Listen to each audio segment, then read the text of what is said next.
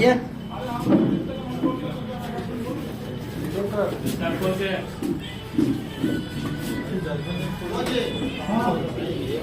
Please करना चाहिए। हाँ उधर ठीक रही है।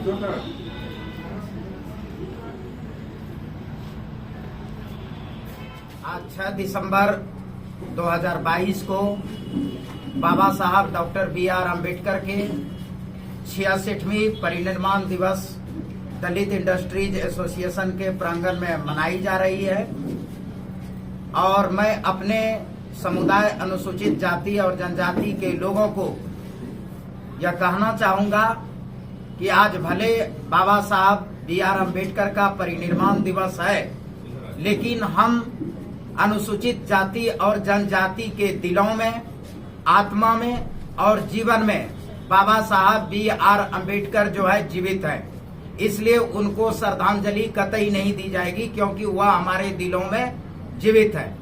उनके जो मिशन अधूरे रह गए थे, उस सारे मिशन को जो है दलित इंडस्ट्रीज एसोसिएशन यह संकल्प लेती है कि वह जो है उनके अधूरे सपने और अधूरे मिशन को जो है दलित इंडस्ट्रीज एसोसिएशन पूरा करेगा।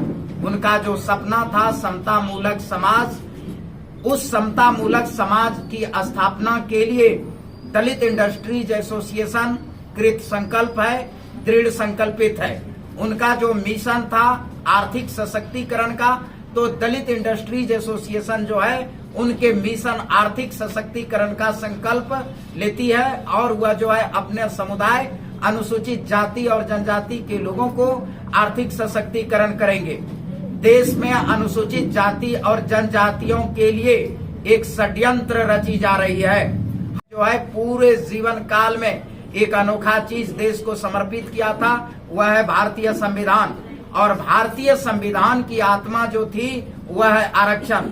लेकिन जो हमारे लोगों से, वंचितों से और शोषितों से घृणा करते हैं, वह अपनी जो है मनसूबे पर कायम रहने के लिए हमारे आरक्षण से छेड़छाड़ कर दी गई।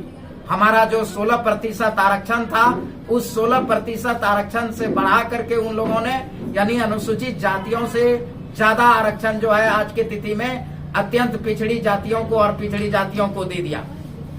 हमारे अनुसूचित जनजातियों के लिए जो 7.5% का आरक्षण का प्रावधान किए गए थे, उनसे ज्यादा जो है कमजोर वर्ग, कमजोर आर्थिक रूप से कमजोर सवर्णों को दे दी गई और इस प्रकार आरक्षण के साथ छेड़छाड़ किया गया।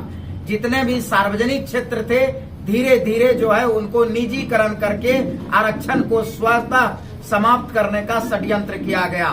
तो हम अपने समुदाय अनुसूचित जाति और जनजातियों से आग्रह करूंगा बाबा साहब के आज परिनिर्वाण दिवस पे कि हम बाबा साहब के जो वो मुद्दे थे, बाबा साहब के जो वह सोच था, बाबा साहब का जो सपना था और मिशन था, उसको अपने दिल में जगा करके रखने की आवश्यकता है और संकल्प लेना है कि आरक्षण का अब विकल्प जो होगा वह उद्योग, वाणिज्य और व्यापार होगा।